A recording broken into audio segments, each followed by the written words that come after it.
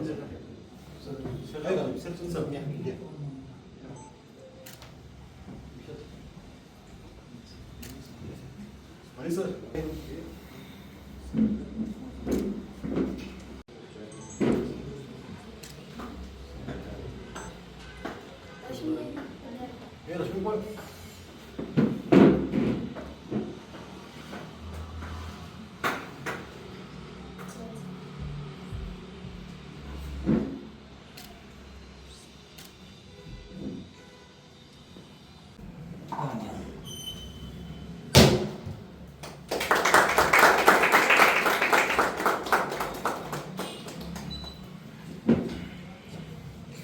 आज नानांचं जयंतीच्या निमित्तानं आज पोस्टरचं अनावरण क्रांतीपर्व या चित्रपटाचं आपण केलेलं आहे.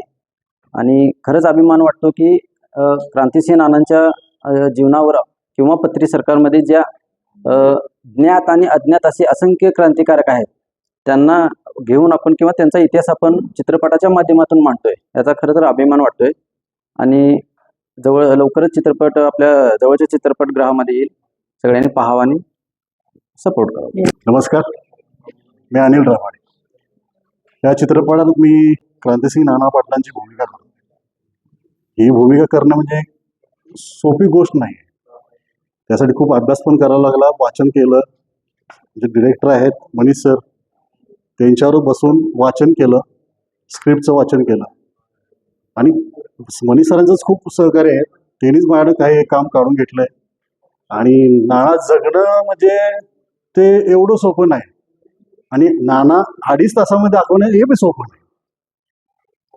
नाना भाषण करत असताना मी त्यांची भाषा जरा थोडीशी आमच्या टाईप गावरान टाईप वापरले. 2 शब्द बोलतो. माझ्या आया बहिणीनू, गावकरी बंधूनू, ह्यो आपला देश इंग्रजांच्या गुलामीगिरीत जगतोय. आणि इंग्रज म्हणजे हाताव साखर आणि गळ्याव कात. हे सगळं आता पुढे पिक्चर मध्ये पहा तुम्ही. लवकरच येतो आमचा पिक्चर क्रांती पर्व. भेटू लवकर. धन्यवाद. नमस्कार, मी मनीष अंसुरकर. भागीरथी मोशन पिक्चर्स आणि निर्माते विशाल गोविंदराव जाधव निर्मित क्रांती पर्व या सिनेमाचं मी दिग्दर्शक लेखन केलेलं आहे.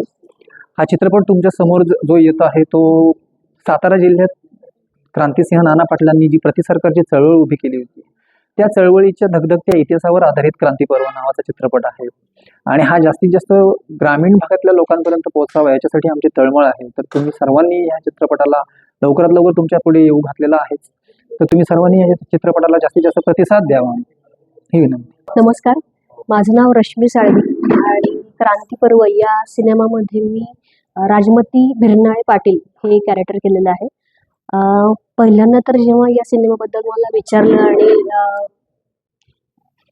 जेव्हा असं झालं की एक हिस्टॉरिक सिनेमा आपण करतोय पिरियडिक, तर मग असं झालं की त्यात ॲक्शन सिक्वेन्सेस आहेत आणि खूप मारामारी करायची आहे, बरंच काय काय काय काय कळलं.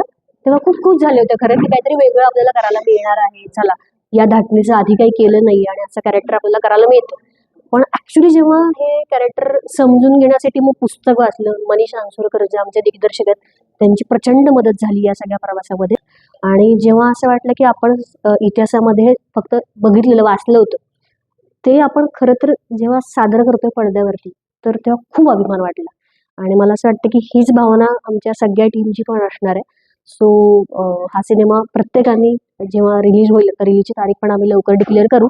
पण एक क्रांती पर्व म्हणजे एक पर्व आहे आणि अशा सिनेमाला आपण सगळ्यांनी सपोर्ट करावा.